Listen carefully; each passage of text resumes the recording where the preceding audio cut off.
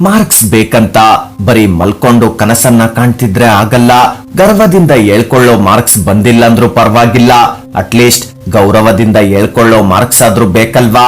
ಮೊದ್ಲು ಮಾರ್ಕ್ಸ್ ಯಾಕೆ ಕಡಿಮೆ ಆಗ್ತಿದೆ ಅಂತ ತಿಳ್ಕೊಂಡ್ರೇನೆ ಹೆಚ್ಚು ಮಾರ್ಕ್ಸ್ ತೆಗಿಯೋಕೆ ಏನ್ ಮಾಡ್ಬೇಕಂತ ಅರ್ಥ ಆಗುತ್ತೆ. ನಿನ್ನ ಮಾರ್ಕ್ಸ್ ಹೇಗಿರ್ಬೇಕಂದ್ರೆ ನಮ್ಮನ್ನ ನೋಡಿ ನೆಗ್ಲೆಕ್ಟ್ ಮಾಡ್ತಿದ್ದ ಫ್ರೆಂಡ್ಸ್, ಟೀಚರ್ಸ್, ರಿಲೇಟಿವ್ಸ್ ಕೂಡ ನಿನ್ನ ನೋಡಿ ಗೌರವ ಕೊಡೋ ರೀತಿ ಇರ್ಬೇಕು. ನನ್ ಕೈಯಲ್ಲಿ ಆಗಲ್ಲ ಅನ್ನೋ ಮುಂಚೆ ಇಂತಹ ಅದ್ಭುತವಾದ ಅವಕಾಶ ಮತ್ತೆ ಸಿಗಲ್ಲ ಅನ್ನೋದನ್ನ ಅರ್ಥ ಮಾಡ್ಕೋ. ನಿನ್ನ ಬಾಧ್ಯತೆಯನ್ನ ಯಾರತ್ರನೂ ಹೇಳ್ಬೇಡ, ಯಾರು ಕೇಳಲ್ಲ ಅಂಡ್ ಯಾರಿಗೂ ಬೇಕಾಗಿಲ್ಲ. ಗೆಲ್ಲೋದ್ಕಿಂತ ಬೆಸ್ಟ್ ರಿವೆಂಜ್ ಇನ್ನೊಂದ್ ಯಾವುದು ಇಲ್ಲ. ನನ್ಗೆ ಯಾಕೆ ಕಡಿಮೆ ಮಾರ್ಕ್ಸ್ ಬರ್ತಿದೆ, ಮಾರ್ಕ್ಸ್ ಜಾಸ್ತಿ ಬರ್ಬೇಕು ಅಂತ ಬರೀ ಮಲ್ಕೊಂಡು ಕನಸನ್ನ ಕಾಣ್ತಿದ್ರೆ ಆಗಲ್ಲ. ಬೆಳಗ್ಗೆ ಜಲ್ದಿ ಎದ್ದು ಓದು ಅಂತ ಯಾರು ಹೇಳ್ಬೇಕು ನಿನ್ಗೆ, ನಿನಗ್ ನೀನೇ ಹೇಳ್ಕೊಳ್ಬೇಕು. ಆ ಮಾರ್ಕ್ಸ್ ಪಡ್ಕೊಳ್ಳೋಕೆ ಏನ್ ಮಾಡ್ಬೇಕು ಅದ್ ನಿನಗ್ ಬಿಟ್ಟಿದ್ದು. ಈ ಸಮಸ್ಯೆ ನಿಂದು ಒಬ್ಬಂದೇ ಅಲ್ಲ, ತುಂಬಾ ಮಂದಿದು. ಆ ರೀತಿಯ ಸಮಸ್ಯೆಯನ್ನ ಮೆಟ್ಟಿ ನಿಂತಿರೋ ಸಾವಿರಾರು ವಿದ್ಯಾರ್ಥಿಗಳಿದ್ದಾರೆ. ಕಾಲದ ಜೊತೆ ಯುದ್ಧ, ಕಷ್ಟದ ಜೊತೆ ಸಾಹಸ ಮಾಡಿದ್ರೆ ವಿಜಯ ಸಿಗ್ಲೇಬೇಕು. ಕೇವಲ ಬಲವಾಗಿ ನಂಬಿದ್ರೆ ಸಾಲಲ್ಲ, ನಮ್ಮ ಬಲಹೀನತೆಯನ್ನ ಮೆಟ್ಟಿ ನಿಂತ್ರೇನೆ ಬದುಕು ಬದಲಾಗೋದು. ಈ ವರ್ತಮಾನದಲ್ಲಿ ಕಷ್ಟ ಪಡೋಕೆ ನೀನ್ ಸಿದ್ಧವಾದ್ರೆ ನಿನ್ನ ಭವಿಷ್ಯ ಸುಭದ್ರವಾಗಿರುತ್ತೆ. ನಾಳೆ ಚೆನ್ನಾಗಿರ್ಬೇಕಂದ್ರೆ ಇವತ್ತು ಎಷ್ಟು ಕಷ್ಟ ಪಡ್ಬೇಕು ಅಂತ ಯೋಚಿಸೋ. ಬಲವಾಗಿ ಆಸೆ ಪಟ್ರೆ ಏನೂ ಸಿಗಲ್ಲ, ಕ್ರಮವಾಗಿ ಕಷ್ಟಪಟ್ರೆ ಎಲ್ಲ ಸಿಗುತ್ತೆ. ಮಾಡಬಾರ್ದು ಅಂದ್ಕೊಂಡಿರೋ ಕೆಲ್ಸದ ಬಗ್ಗೆ ತಿರುಗ್ ಕೂಡ ನೋಡ್ಬೇಡ, ಆದ್ರೆ ಬೇಕು ಅಂದ್ಕೊಂಡಿರೋದ್ನ ಏನೇ ಆದ್ರೂ ಬಿಟ್ಕೊಡ್ಬೇಡ. ಪ್ರತಿಯೊಬ್ಬರಿಗೂ ಟೈಮ್ ಬರುತ್ತೆ, ಪ್ರತಿದಿನ ಕಷ್ಟಪಟ್ರೆ ಮಾತ್ರ. ಇವತ್ ನೀನು ಬುಕ್ ತೆಗ್ದು ಪ್ರಯತ್ನ ಅನ್ನೋ ಬೀಜ ಹಾಕಿದ್ರೆ ಮಾತ್ರ ನಾಳೆ ಒಳ್ಳೆ ಮಾರ್ಕ್ಸ್ ಅನ್ನೋ ಪ್ರತಿಫಲ ಸಿಗೋದು. ಕೆಲವೊಂದ್ಸತಿ ಓದೋಕೆ ಇಷ್ಟ ಇಲ್ಲ ಅಂದ್ರೂ ಓದ್ಬೇಕು, ಮತ್ತೆ ಕೆಲವೊಂದ್ಸತಿ ಇಷ್ಟ ಇದ್ರೂ ಬಿಡ್ಲೇಬೇಕು. ಅದು ಫೋನ್ ಆದ್ರೂ, ಫ್ರೆಂಡ್ಸ್ ಜೊತೆ ಸುತ್ತೋದಾದ್ರೂ. ಒಂದಿನ ನಿನ್ ಮೇಲೆ ನಿನ್ಗೆ ಗರ್ವ ಪಡ್ಬೇಕಾದ್ರೆ ನಿನ್ನ ಕನಸಿನೊಂದಿಗೆ ಬದುಕೋದನ್ನ ಕಲಿ. ಯಾವಾಗ ಬೇಡ್ದಿರೋ ಜನರ ಜೊತೆ ಇರೋದನ್ನ ಬಿಡ್ತೀವೋ ಆಗ್ಲೇ ಗೆಲುವಿಗೆ ಹತ್ರ ಆಗೋದು. ಈ ಲೈಫ್ ಅನ್ನೋ ಟ್ರೈನ್ ನಲ್ಲಿ ಎಷ್ಟು ಪ್ರಯತ್ನ ಅನ್ನೋ ಟಿಕೆಟ್ ನ ಪಡ್ಕೊಳ್ತೀವೋ ಅಷ್ಟು ಗೆಲುವಿನ ಯಾತ್ರೆ ಆರಾಮಾಗಿರುತ್ತೆ. ಪ್ರತಿಯೊಬ್ಬರ ಆರಂಭ ಎಲ್ರಿಗೂ ಕಷ್ಟ ಆಗುತ್ತೆ, ಆದ್ರೆ ಇಲ್ಲಿ ಇಂಪಾರ್ಟೆಂಟ್ ಗೆಲುವಿನ ದಡ ಮುಟ್ಟೋರ್ ಯಾರು ಅಂತ. ಯಾವಾಗ ಮನಸ್ಸಲ್ಲಿ ಓದ್ಬೇಕು ಅನ್ನೋ ಆಲೋಚನೆ ಬರುತ್ತೋ ಆಗ್ಲೇ ಅಸ್ಲಿ ಮಜಾ ಸ್ಟಾರ್ಟ್ ಆಗೋದು. ಯಾಕಂದ್ರೆ ಯಾವಾಗ ನೀನ್ ಶ್ರೀಮಂತನಾಗ್ಬೇಕು ಅಂತ ಆಸೆ ಪಡ್ತೀಯೋ ಆಗ್ಲೇ ಗಾಂಧಿ ಇರೋ ನೋಟ್ ಆಕರ್ಷಿತವಾಗೋದು. ಸೋಲು ಗೆಲುವಿನ ನಡುವೆ ಇರೋ ವ್ಯತ್ಯಾಸ ಏನಂದ್ರೆ ಸೋಲೋರು ಕೇವಲ ಸಮಸ್ಯೆಗಳ ಬಗ್ಗೆ ಯೋಚಿಸ್ತಾರೆ, ಆದ್ರೆ ಗೆಲ್ಲೋನು ಆ ಸಮಸ್ಯೆಗಳಿಗೆ ಪರಿಹಾರವನ್ನ ಹುಡುಕ್ತಾನೆ. ಹಿಂದೆ ಆಗೋಗಿರೋದನ್ನ ಯೋಚನೆ ಮಾಡ್ತಾ ಕೂತ್ರೆ ಮುಂದೆ ಸಿಗ್ಬೇಕಾಗಿರೋದನ್ನ ಕಳ್ಕೊಳ್ತೀವಿ. ಜನ ಹೇಳ್ತಾರೆ ನಿನ್ಗೂ ಟೈಮ್ ಬರುತ್ತೆ ಅಂತ, ಆದ್ರೆ ನಮ್ಮ ಹತ್ರ ಆ ಟೈಮ್ ಯಾವತ್ತೂ ಬರಲ್ಲ. ಆ ಟೈಮ್ ನ ನಾವೇ ಪಡ್ಕೊಳ್ಬೇಕು. ನೀನ್ ಗೆದ್ದೆ ಅನ್ನೋ ಪೋಸ್ಟ್ ಹಾಕೋಕೆ ನಿನ್ನ ವಾಟ್ಸಪ್ ಸ್ಟೇಟಸ್ ಕೂಡ ಕಾಯ್ತಿದೆ. ಆರಂಭ ಮತ್ತು ಅಂತ್ಯದ ನಡುವೆ ಅನ್ನೋ ಗ್ಯಾಪ್ ನ ನಿನ್ನ ಎಫರ್ಟ್ ನಿಂದ ಫುಲ್ ಮಾಡೋ. ಆಗ ಆರಂಭ ಖುಷಿ ಕೊಟ್ಟಿಲ್ಲ ಅಂದ್ರೂ ಅಂತ್ಯ ಖಂಡಿತ ಖುಷಿ ಕೊಡುತ್ತೆ.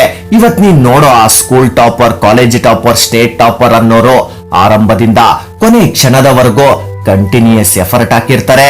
ಇವಾಗ ನಿನ್ ತಂದೆ ತಾಯಿ, ಟೀಚರ್ಸ್ ಓದು ಓದು ಅಂತ ಹೇಳೋದು ಯಾಕೆ ಅಂತ ಅರ್ಥ ಆಗಲ್ಲ, ಆದ್ರೆ ಅರ್ಥ ಆಗೋ ಟೈಮ್ಗೆ ಎಲ್ಲ ಮುಗ್ದೋಗಿರುತ್ತೆ. ಇವತ್ ನೀನು ಬಲವಾದ ನಿರ್ಧಾರವನ್ನ ತಗೊಂಡಿಲ್ಲ ಅಂದ್ರೆ ಓದೋಕೆ ನಿನ್ನ ಭವಿಷ್ಯ ತುಂಬಾ ಬಲಹೀನವಾಗುತ್ತೆ. ನಿನ್ನ ಟೀಚರ್ಸ್, ಲೆಕ್ಚರ್ಸ್ ಕೂಡ ಗರ್ವ ಪಡ್ಬೇಕು, ಹೆಮ್ಮೆಯಿಂದ ಬೇರೆಯವ್ರ ಹತ್ರ ಹೇಳ್ಕೊಳ್ಬೇಕು ನನ್ನ ಸ್ಟೂಡೆಂಟ್ ಅಂತ. ಮಾರ್ಕ್ಸ್ ಕಡಿಮೆ ಆಗುತ್ತೇನೋ ಅಂತ ಅಂದ್ಕೊಂಡು ನಿನ್ನ ಕೆಪಾಸಿಟಿನ ಮರಿಬೇಡ. ನಿನ್ಗೆ ಯಾವುದು ಅಸಾಧ್ಯವಲ್ಲ, ಪ್ರಯತ್ನ ಬೇಕಷ್ಟೇ. ಒಂದ್ಸತಿ ಚಂದ್ರಗುಪ್ತ ಚಾಣಕ್ಯನ ಹತ್ರ ಕೇಳ್ತಾನಂತೆ, ಎಲ್ಲವೂ ಹಣೆ ಬರಹದಲ್ಲಿ ಬರ್ದಂಗೆ ಆಗುತ್ತೆ ಅನ್ನೋದಾದ್ರೆ ಪ್ರಯತ್ನ ಯಾಕೆ ಪಡ್ಬೇಕು? ನಮ್ಮ ಹಣೆ ಬರಹದಲ್ಲಿ ಬರ್ದಿಲ್ಲ ಅಂದ್ರೆ ಪ್ರಯತ್ನ ಪಟ್ಟು ಏನ್ ಪ್ರಯೋಜನ? ಅದಕ್ಯಾಕೆ ಹಗಲು ರಾತ್ರಿ ಕಷ್ಟ ಪಡ್ಬೇಕು? ಏನಾಗುತ್ತೋ ಅದಾಗುತ್ತೆ. ಅದಕ್ಕೆ ಚಾಣಕ್ಯ ಹೇಳ್ತಾನೆ, ನಿನ್ಗೆ ಹೇಗ್ ಗೊತ್ತಾಗುತ್ತೆ ನಿನ್ನ ಹಣೆ ಬರಹದಲ್ಲಿ ಏನ್ ಬರ್ದಿದೆ ಅಂತ? ಮೇ ಬಿ ನಿನ್ನ ಹಣೆ ಬರಹದಲ್ಲಿ ನಿನ್ಗೇನೇ ಸಿಕ್ಕಿದ್ರು ಅದು ನಿನ್ನ ಪ್ರಯತ್ನದಿಂದ ಸಿಗುತ್ತೆ ಅಂತ. ಅಂದ್ರೆ ನೀನ್ ಯಾವಾಗ ಪ್ರಯತ್ನ ಪಡ್ತೀಯೋ ಆಗ್ಲೇ ನಿನ್ಗೆ ಸಿಗೋದು. ಪ್ರಯತ್ನ ಪಟ್ಟಿಲ್ಲ ಅಂದ್ರೆ ಏನೂ ಸಿಗಲ್ಲ. ಈ ರೀತಿ ಯಾರು ಹೇಳ್ತಾರೆ ಗೊತ್ತಾ? ಪ್ರಯತ್ನ ಪಡೋಕೆ ಭಯ ಪಡೋರು. ಗೆಲುವು ಯಾರಿಗೆ ಸಿಗುತ್ತಂದ್ರೆ ಯಾರಿಗೆ ಲೈಫಲ್ಲಿ ಗುರಿ ಅನ್ನೋದಿರುತ್ತೋ ಅವರಿಗೆ. ತನ್ನ ಗುರಿ ಮುಟ್ಟೋಕೆ 24 ಗಂಟೆ ಸಿದ್ಧವಾಗಿರೋರ್ಗೆ, ನಿರಂತರ ಪ್ರಯತ್ನ ಪಡೋರ್ಗೆ.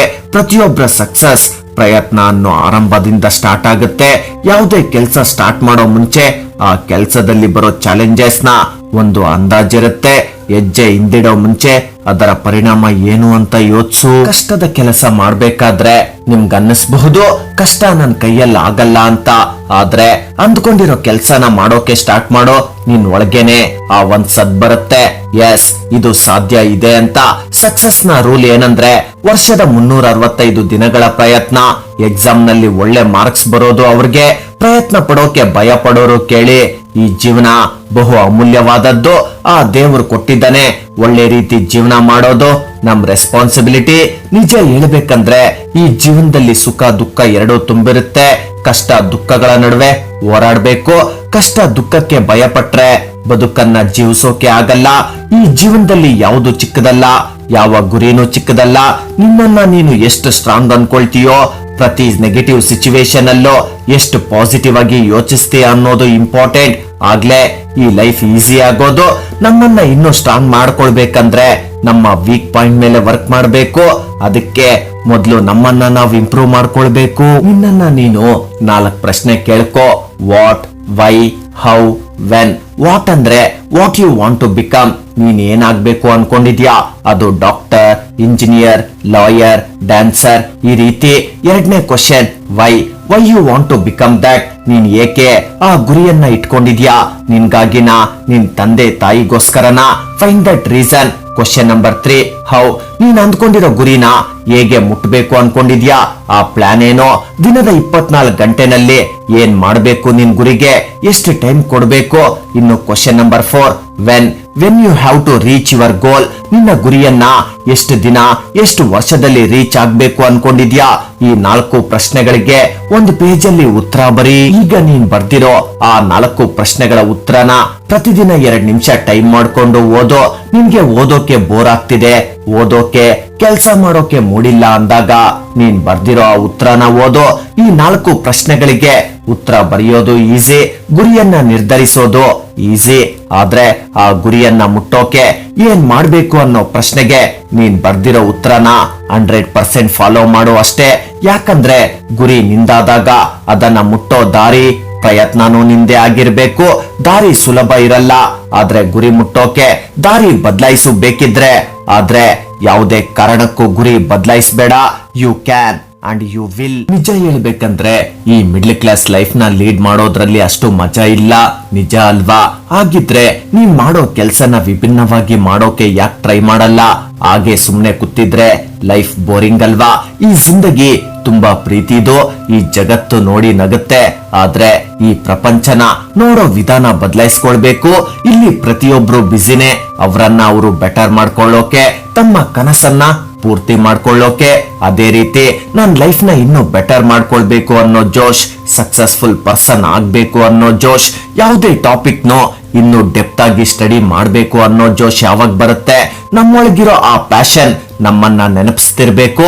ಇಲ್ಲ ಅಂದ್ರೆ ಅಂತಹ ಲೈಫ್ ನ ಲೀಡ್ ಮಾಡೋದ್ರಲ್ಲಿ ಮಜಾ ಇರಲ್ಲ.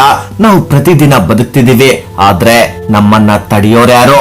ಹೇಳು, ಎದ್ದೇಳು, ಓಡು ನಿನ್ನ ದಾರಿಲಿ, ನಿನ್ನ ಗುರಿ ಕಡೆ. ನೀನ್ ಹೋಗೋ ದಾರಿಲಿ ಬಿದ್ರು ಎದ್ದೇಳೋ ಮನಸ್ಸಿರ್ಲಿ. ನಿನ್ನಷ್ಟು ಈಸಿ ಅಲ್ಲ. ಅರ್ಧಂಬರ್ಧ ನಾಲೆಡ್ಜ್ ಯಾವುದಕ್ಕೂ ಉಪಯೋಗಕ್ಕೆ ಬರಲ್ಲ. ಈ ಜಗತ್ತಿಗೆ ಅರ್ಧ ಇನ್ಫಾರ್ಮೇಶನ್, ಅರ್ಧ ನಾಲೆಡ್ಜ್ ಇರೋರ ಅವಶ್ಯಕತೆ ಇಲ್ಲ.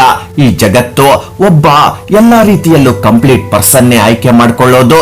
ಯಾವ ವ್ಯಕ್ತಿ ಆತನ ಫೀಲ್ಡ್ ನಲ್ಲಿ ಎಕ್ಸ್ಪರ್ಟ್ ಆಗಿರ್ಬೇಕು, ಆ ಫೀಲ್ಡ್ ಬಗ್ಗೆ ಇಂಚಿಂಚು ತಿಳ್ಕೊಂಡಿರ್ಬೇಕು. ನೀನು ಡೈಲಿ ಪ್ರಯತ್ನ ಪಡ್ಬೇಕು ರಿಸಲ್ಟ್ ಗೋಸ್ಕರ. ಆದ್ರೆ ರಿಸಲ್ಟ್ ನೀನ್ ಪ್ರಯತ್ನ ಪಟ್ಟ ಒಂದೇ ದಿನದಲ್ಲಿ ಬರಲ್ಲ. ರಿಸಲ್ಟ್ ಬರೋದು ಕೊನೆಯಲ್ಲಿ. ಆ ರಿಸಲ್ಟ್ ಹೇಳುತ್ತೆ ನೀನ್ ತಯಾರಿ ಹೇಗಿತ್ತು ಅಂತ. ಆ ರಿಸಲ್ಟ್ ಕೇವಲ 1 ಪೇಜ್ ಇರುತ್ತೆ, ಆದ್ರೆ ಅದರಲ್ಲಿ ವರ್ಷಗಳ ಪ್ರಯತ್ನ ಇರುತ್ತೆ. ಆ ಒಂದು ರಿಸಲ್ಟ್ ಪೇಜ್ಗೋಸ್ಕರ ಗೊತ್ತಿಲ್ಲ ಅದೆಷ್ಟು ದಿನಗಳ ತಯಾರಿ ಇರುತ್ತೆ. ಕೆಲವೊಂದು ಸಬ್ಜೆಕ್ಟ್ ಟಾಪಿಕ್ ಪ್ರಾಬ್ಲಮ್ಸ್ ಇರುತ್ತೆ, ತುಂಬಾ ಡಿಫಿಕಲ್ಟ್, ಹಾರ್ಡ್ ಅನ್ಸುತ್ತೆ. ಆಕ್ಚುಲಿ ಆ ಟಾಪಿಕ್, ಆ ಪ್ರಾಬ್ಲಮ್ ಡಿಫಿಕಲ್ಟ್ ಅಲ್ಲ. ನೀನ್ ಯೋಚನೆ ಮಾಡ್ತಿರೋ ರೀತಿ, ಆ ಪ್ರಾಬ್ಲಮ್ ನ ಸಾಲ್ವ್ ಮಾಡೋ ರೀತಿ ಸರಿ ಇಲ್ಲ ಅಷ್ಟೇ.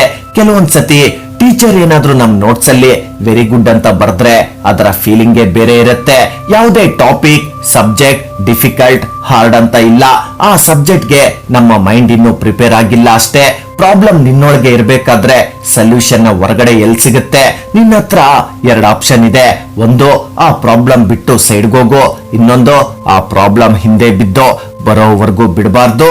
ಎಲ್ಲಿವರೆಗೂ ಆ ಪ್ರಾಬ್ಲಮ್ ಸಾಲ್ವ್ ಆಗಲ್ವೋ ಅಲ್ಲಿವರೆಗೂ ಬೇರೆ ಕಡೆ ಕದ್ಲೋ ಆಗಿಲ್ಲ. ಯಾವಾಗ ಒಂದು ಪ್ರಾಬ್ಲಮ್ ಡಿಫಿಕಲ್ಟ್ ಅನ್ಸುತ್ತೋ ಅಲ್ಲಿಂದ ಆ ಪ್ರಾಬ್ಲಮ್ ನ ಸಾಲ್ವ್ ಮಾಡೋವರೆಗೂ ಮಾಡೋ ಪ್ರಾಕ್ಟೀಸ್ ಇದೆಯಲ್ವಾ, ಆ ಪ್ರಾಕ್ಟೀಸೇ ನಿನ್ನನ್ನ ಸ್ಟ್ರಾಂಗ್ ಮಾಡುತ್ತೆ. ಸಪೋಸ್ ನೀನೊಂದ್ ಕಾರಲ್ಲಿ ಕೂತಿರ್ತೀಯ ಅನ್ಕೋ, ಆ ಕಾರ್ ಓಡಿಸೋ ಡ್ರೈವರ್ಗೆ 20 ವರ್ಷ ಎಕ್ಸ್ಪೀರಿಯನ್ಸ್ ಇದೆ ಅಂದಾಗ ನೀನ್ ನೆಮ್ಮದಿಯಾಗಿ ಕೂತಿರ್ತೀಯ. ಅದೇ ಡ್ರೈವರ್ ಹೊಸಬ ಅಂದ್ರೆ ಹೇಗಿರುತ್ತೆ? ಅದಕ್ಕೆ ಈ ಪ್ರಪಂಚ ಅವರವರ ಫೀಲ್ಡ್ ನ ಎಕ್ಸ್ಪರ್ಟ್ಸ್ ನ ಹುಡುಕುತ್ತೆ. ಅರ್ಧಂಬರ್ಧ ಇನ್ಫಾರ್ಮೇಶನ್, ಅರ್ಧಂಬರ್ಧ ನಾಲೆಡ್ಜ್ ಯಾವುದಕ್ಕೂ ಉಪಯೋಗಕ್ಕೆ ಬರಲ್ಲ. ಅದಕ್ಕೆ ನೀನು ಓದೋ ಟಾಪಿಕ್ ನ ಸಬ್ಜೆಕ್ಟ್ ನ ಡೆಪ್ತ್ ವರ್ಗೂ ತಿಳ್ಕೊ. ಅದು ನಿನ್ನ ರಿಸಲ್ಟ್ ಶೀಟ್ ಅಲ್ಲಿ ಕಾಣೋ ಆಗಿರ್ಬೇಕು ನಿನ್ ಪ್ರಯತ್ನ.